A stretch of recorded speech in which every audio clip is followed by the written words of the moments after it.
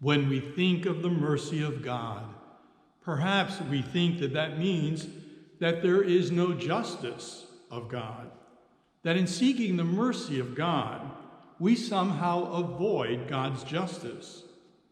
But the justice of God is mercy, and the mercy of God is justice. An example of the mercy of God can be seen in the calling of Thomas from doubt to faith. For Jesus, the Good Shepherd, does not leave the lost, but goes to bring back the lost sheep to faith in God and to participation once again in the community of believers, the church. Thomas had not been present when Jesus had appeared to the disciples on the night of Easter. Jesus had greeted them with the words, "Peace," and he gave to them the authority to forgive sins. Whose sins you shall forgive, they are forgiven. This is the mercy of God given on Easter.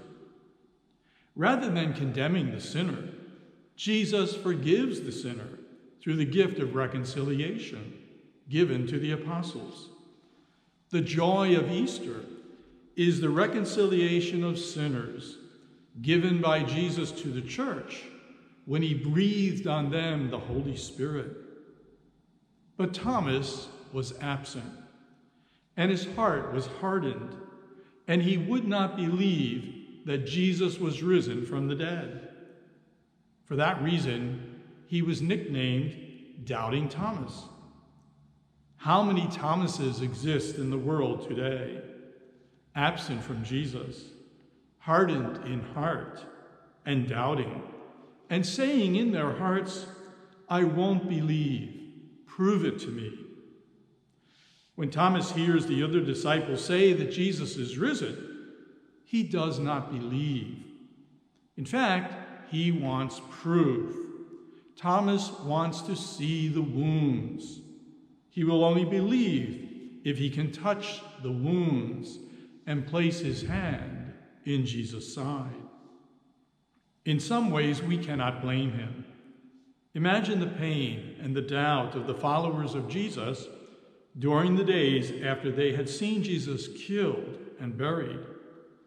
It's easy to imagine that it was difficult for Thomas to believe the good news that Jesus is risen from the dead. So Jesus comes back 1 week later, also on a Sunday, and he calls Thomas by name, and he asks him to come and see the wounds, to stop believing and to believe.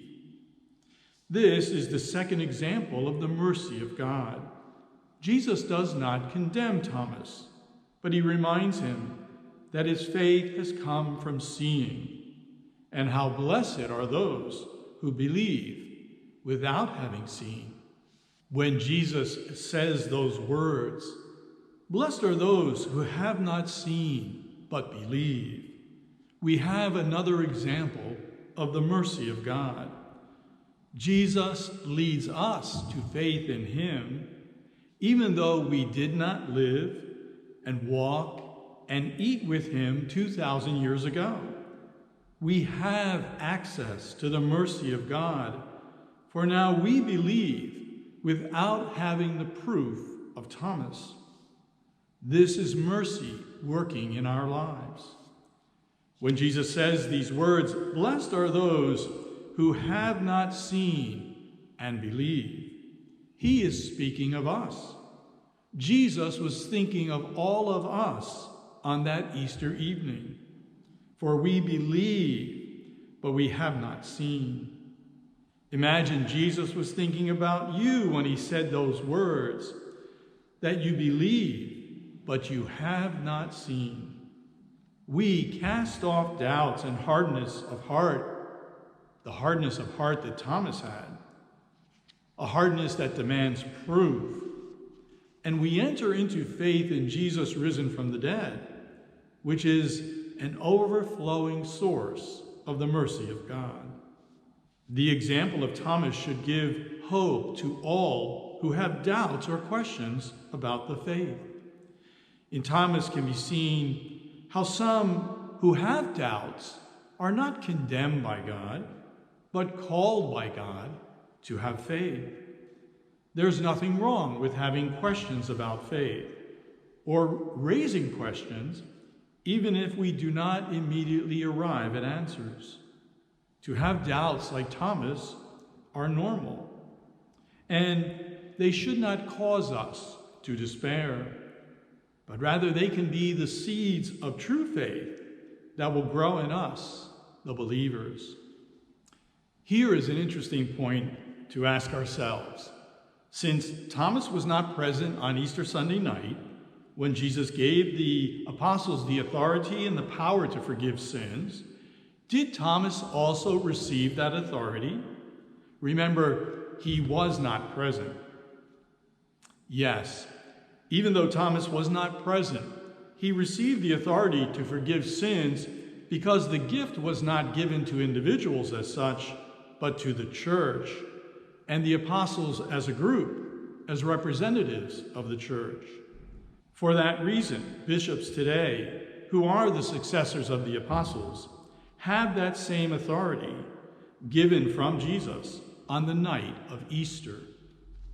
God nourishes the faith in each of us, leading us from doubt to faith, from shallow faith to deeper faith, to a faith totally committed to God.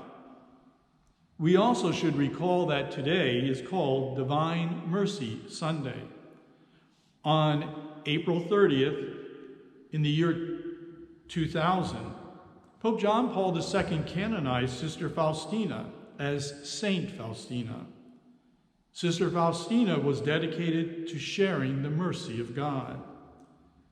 Pope John Paul II said on that day that this Sunday was to be a Sunday of thanksgiving for all the goodness that God has shown us in the whole of the Easter mystery. I'm sure all of you have seen an image taken from the description of Saint Faustina, who saw a vision of Jesus on February 22nd, 1931. Sister Faustina died of tuberculosis in 1938 at the age of 33. And Pope John Paul II canonized her in the year 2000 on the second Sunday of Easter, which he called Divine Mercy Sunday. The Pope also gave a plenary indulgence to those who receive the sacrament of penance and receive communion today, and who pray before the image of Jesus, Divine Mercy. The image shows Jesus with streams of light coming from his heart. He raises one wounded hand in blessing and the other pointing to his heart, out of which shines light, the light of mercy. And at the bottom of the image is written, Jesus, I trust in you. This can be a simple prayer for us today. Jesus, I trust in you. And in moments of doubt or feeling being lost, to remember the image of Jesus, Divine Mercy, and to turn to Jesus, not like Thomas, who said, prove it to me, but to turn to Jesus and say, Jesus, I trust in you.